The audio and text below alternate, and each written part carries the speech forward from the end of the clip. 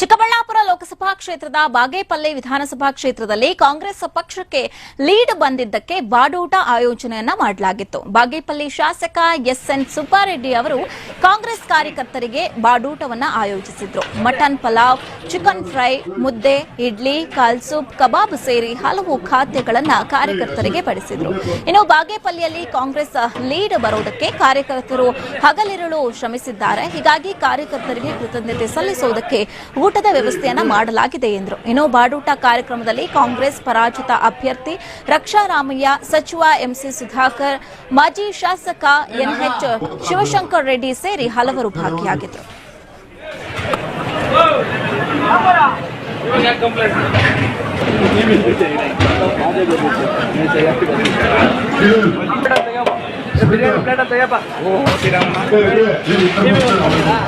Sir TV 9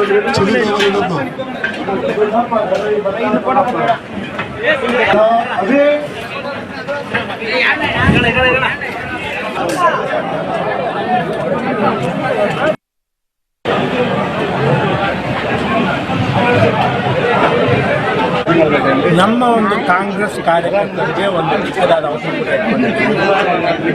ಕಾರಣ ಮೊನ್ನೆ ಎಲೆಕ್ಷನಲ್ಲಿ ಪಾಪ ನಮ್ಮ ಕಾರ್ಯಕರ್ತರು ಹಗಲಿರುಳು ದುಡಿದಿದ್ದಾರೆ. ಅವ್ರಿಗೆಲ್ಲ ಕಷ್ಟಪಟ್ಟದ ಒಂದು ಕೃತಜ್ಞತೆ ಒಂದು ಸಲ್ಲಿಸುವ ಸಲುವಾಗಿ ಇವತ್ತು ಒಂದು ಸಭೆ ಎಲ್ಲರಿಗೂ ಒಂದು ಊಟ ಮಾಡಿ ಎಲ್ಲೆಲ್ಲಿ ಹೇಗಾಯಿತು, ಏನಾಯಿತು, ಯಾಕಾಯಿತು, ಈ ಥರ ಒಂದು ಚರ್ಚೆಗೋಸ್ಕರ ಕರೆದಿರೋದಷ್ಟೇ. ನಮ್ಮೆಲ್ಲ ಕಾರ್ಯಕರ್ತರು ನೀರು ಆಗಮಿಸ್ತಾ ಇದ್ದಾರೆ. ಅವ್ರ ಜೊತೆ ಒಂದು ಚರ್ಚೆ ಮಾಡಿ ಊಟ ಮಾಡಿಕೊಳ್ಳುವಂಥ ಒಂದು ಸಭೆ ಬರ್ತಾ ಇದ್ದಾರೆ. ನಮ್ಮ ರಕ್ಷಾ ರಾಮಯ್ಯನವರು ನಮ್ಮ ಡಿಸ್ಟ್ರಿಕ್ಟ್ ಬರ್ತಾ ಇದ್ದಾರೆ. ಜಸ್ಟ್ ಅವ್ರ ಜೊತೆ ಒಂಚೂರು ಮಾತನಾಡಬೇಕು ಅಂತೇಳಿ